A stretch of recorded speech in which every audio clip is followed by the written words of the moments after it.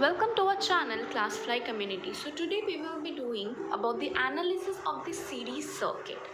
So see, basically in the series circuit, it is that it will be in a one path.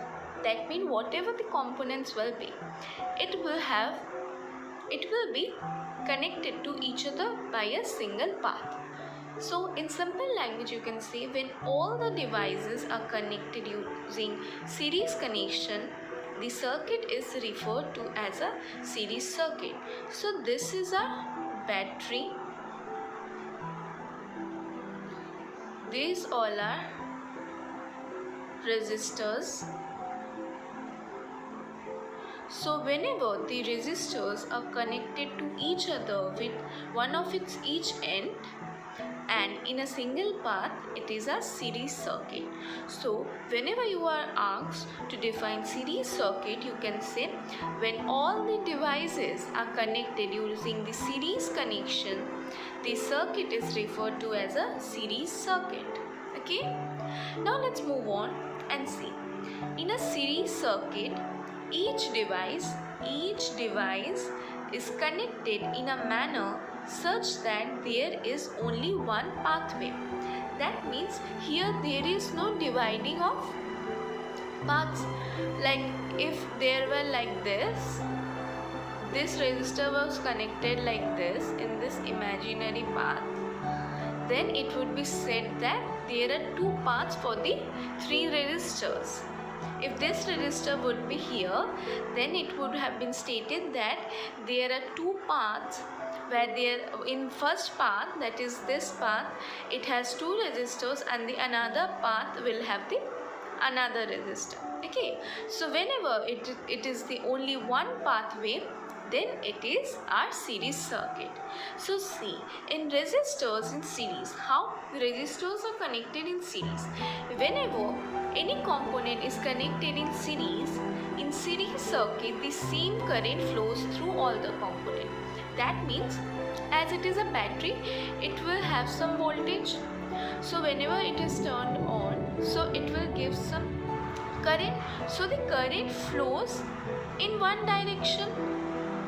That means there is no division. If there were another path like this one, this imaginary path, then the current would have been divided. That means this I would have become I1 for this path, and this I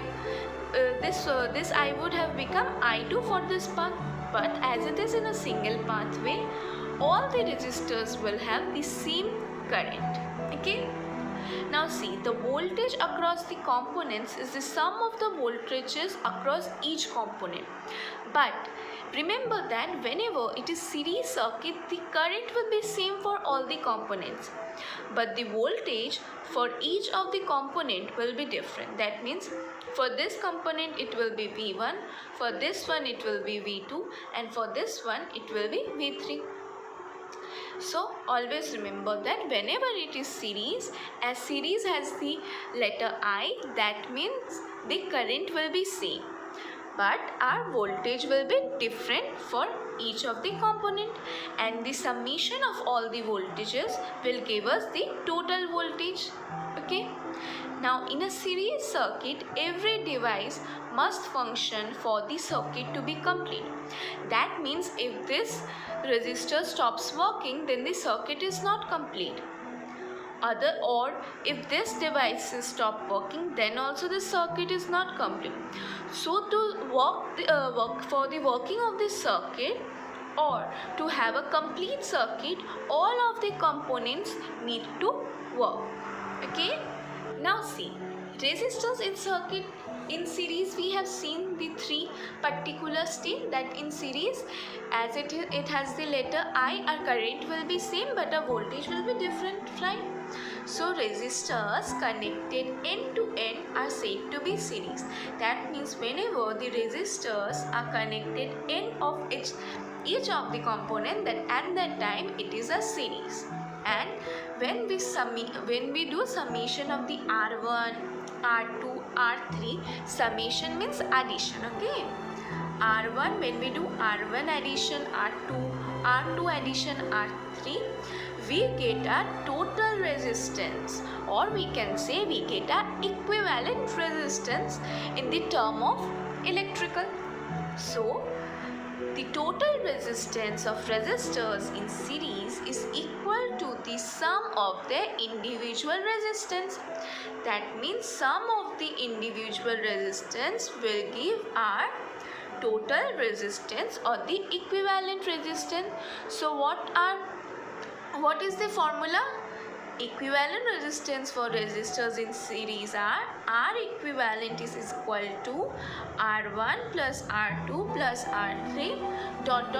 However, how many resistors will be there? It will be summation of that, and we will get R equivalent. As in this circuit there are 3 resistors, so we are getting a total resistance by adding 3. But if there will be 4 or 5 or infinity resistors, so the summation of the all resistors will give you the equivalent resistance. Okay, now see, we know that resistance SI unit is ohm, so our resistance equivalent SI unit will also be ohm. So let's solve some questions like that. So there is a battery which is providing a 60 volt. R1 has the resistance 17 ohm, R2 has the resistance 12 ohm, R3 has the resistance 11 ohm. And what I told, to find R equivalent, that means we have to add 17 plus 12 plus 11, that means 40 ohm is our R equivalent. But I told that for series I is similar for all the each component. So as we have V, that is our voltage equal to 60, and we need to find our I, and we have resistance, but we have the total resistance. So we know that the Ohm's law is V is equal to IR. So finding the current for each of the component, it will be 60 divided by 40. So when we solve this, we get 1.5 ampere.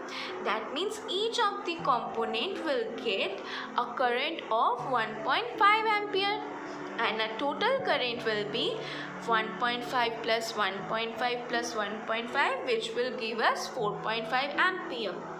But as it is series, our voltage will be different for each of the component. So for the V1 we have to do the I1. I1 means 1.5, and we are given the resistance 17. So we will do 1.5 into 17 respectively for this resistor also, that means 1.5 into 12, and for similarly 1.5 into 11. When we do for V1, it is 25.5 volts, V2 it is 18 volts, and V3 it is 16.5 volt. So for checking your answer that you have got the right voltage for each of them or not, you will add all of this and you are getting 60 volt. That means the voltage provided in a question is equal to the voltage we have find. That means each of the voltage are correct. So like this you will solve your questions. Okay, so now let's move on to some more questions. See, this question has given that it is 120 volts, that is the voltage provided is 120, and one of the voltage given for a bulb is 80 volt, and you need to find this voltage for this bulb. Okay, so as you have given the total voltage, if you do subtraction of this total voltage from this 80, that means 120 volts minus 80 volt, you will get your 40 volts. That means 40 plus 80 is your 120 volt. That means this voltage for this bulb will be 40 volts. Similarly, you can do for this also. It says that 12 volts have been provided. So you are given one of the voltages 3 volts and one of the voltages 4 volts. So 3 plus 4, as it is in series, 3 plus 4 means 7 volts, and when you do 12 volts minus 7 volts, you get your 5 volts. So when you do the summation, 3 volts plus 5 volts plus 4 volts, you get the 12 volts. That means we have find the correct answer. Now see this question. Compare circuit X and Y below. So this is a X circuit and this is a Y circuit. Okay. Now see, each is powered by a 12-volt battery. That means this circuit is also providing 12 volt and this circuit is also providing 12 volt.